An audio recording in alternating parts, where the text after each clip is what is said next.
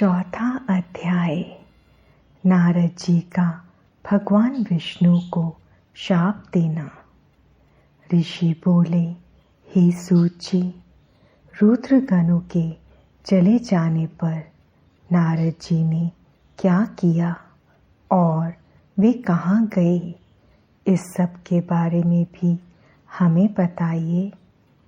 सूत जी बोले, हे ऋषियों, माया से मोहित नारद जी उन दोनों शिवगणों को शाप देकर भी मोहवश कुछ जान ना सके। तत्पश्चात क्रोधित होते हुए वे तालाब के पास पहुँचे और वहाँ जल में पुनः अपनी परछाई दिखी तो उन्हें फिर वानर जैसी आकृति दिखाई दी। उसे देखकर नारद जी को और अधिक क्रोध चढ़ गया। वे सीधे विष्णु लोक की ओर चल दिए। वहाँ पहुंचकर भगवान विष्णु से वे बोले, हे हरि, तुम बड़े दुष्ट हो। अपने कपट से विष को मोहने वाले तुम दूसरों को सुखी होता नहीं देख सकते। तभी तो तुमने सागर मंथन के समय मोहिनी का रूप धारण कर दैत्यों से अमृत का कलश छीन लिया था और उन्हें अमृत की जगह मदिरा पिलाकर पागल बना दिया था। यदि उस समय भगवान शंकर दया करके विष को ना पीते तो तुम्हारा सारा कपट प्रकट हो जाता। तुम्हें कपटपूर्ण चालें अधिक प्रिय हैं। भगवान महादेव जी ने ब्राह्मणों को सर्वोपरि बताया है।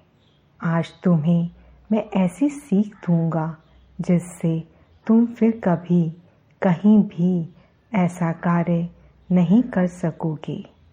अब तक तुम्हारा किसी शक्तिशाली मनुष्य से पाला नहीं पड़ा है, इसलिए तुम निडर बने हुए हो, परंतु अब तुम्हें तुम्हारी करने का पूरा फल मिलेगा। माया मोहित नारद जी क्रोध से खिन्न थे। वे भगवान विष्णु को शाप देते हुए बोले, विष्णु, तुमने स्त्री के लिए मुझे व्याकुल किया है। तुम सभी को मोह में डालते हो। तुमने राजा का रूप धारण करके मुझे छला था, इसलिए मैं तुम्हें शाप देता हूँ कि तुम्हारे जिस रूप ने कपटपूर्वक मुझे छला है, तुम्हें वही रूप मिले। तुम राजा होगे और इसी तरह स्त्री के वियोग भोगोगे जिस तरह मैं भोग रहा हूँ। तुमने जिन वानरों के समान मेरी आकृति बना दी है, वही वानर तुम्हारी सहायता करेंगे। तुम दूसरों को स्त्री वियोग का दुख देते हो, इसलिए तुम्हें भी यही दुख भोगना पड़ेगा। तुम्हारी स्थिति अज्ञान से मोहित मनुष्य जैसी हो जाएगी। अज्ञान से मोहित नारद जी का शाप विष्णु भगवान ने स्वीकार कर लिया। तत्पश्चात उन्होंने महालीला करने वाली मोहिनी माया को समाप्त कर दिया। माया के जाते ही नारद जी का खोया हुआ ज्ञान लौट आया और उनकी बुद्धि पहले की तरह हो गई। उनकी सारी व्याकुलता चली गई तथा मन में आश्चर्य उत्पन्न हो गया। यह सब जानकर नारद जी बहुत पछताने लगे और अपने को धिक्कारते हुए भगवान विष्णु के चरणों में गिर पड़े और उनसे क्षमा मांगने लगे। नारद जी कहने लगे कि मैंने अज्ञानवश होकर और माया के कारण आपको जो शाप दे दिया है वह झूठा हो जाए। भगवान, मेरी बुद्धि खराब हो गई थी जो मैंने आपके लिए बुरे वचन अपनी ज़बान से निकाले। मैंने बहुत बड़ा पाप किया है। हे प्रभु, मुझ पर कृपा करके मुझे ऐसा कोई उपाय बताइए जिससे मेरा सारा पाप नष्ट हो जाए। कृपया मुझे प्रायश्चित का तरीका बताइए। तब श्री विष्णु ने उन्हें उठाकर मधुर वाणी में कहा, हे महर्षि, आप दुखी ना हो। आप मेरे श्रेष्ठ भक्त हैं, इसमें कोई संदेह नहीं है। नारद जी, आप चिंता मत कीजिए। आप परम धन्य हैं।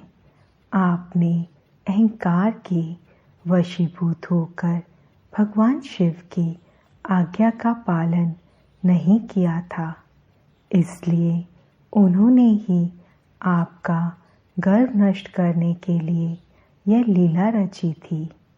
वे निर्गुण और निर्विकार हैं और सत, रज और तम आदि गुणों से परे हैं। उन्होंने अपनी माया से ब्रह्मा, विष्णु और महेश तीनों रूपों को प्रकट किया है। निर्गुण अवस्था में उन्हीं का नाम शिव है। वे ही परमात्मा, महेश्वर, परब्रह्म, अविनाशी, अनंत और महादेव नामों से जाने जाते हैं। उन्हीं की आज्ञा से ब्रह्मा जी जगत के सृष्टा हुए हैं। मैं तीनों लोकों का पालन करता हूँ और शिव जी रुद्र रूप में सबका संहार करते हैं। वे शिव स्वरूप सबके साक्षी हैं। वे माया से भिन्न और निर्गुण हैं। वे अपने भक्तों पर सदा दया करते हैं। मैं तुम्हें समस्त पापों का नाश करने वाला, भोग एवं मोक्ष प्रदान करने वाला उपाय बताता हूँ। अपने सारे शंकाओं एवं चिंताओं को त्याग कर भगवान शंकर की यश और कीर्ति का गुणगान करो और सदा अनन्य भाव से शिव जी के शतनाम स्तोत्र का पाठ करो, उनकी उपासना करो तथा प्रतिदिन उनकी पूजा अर्चना करो। जो मनुष्य शरीर, मन और वाणी द्वारा भगवान शिव की उपासना करते हैं, उन्हें पंडित या ज्ञानी कहा जाता है।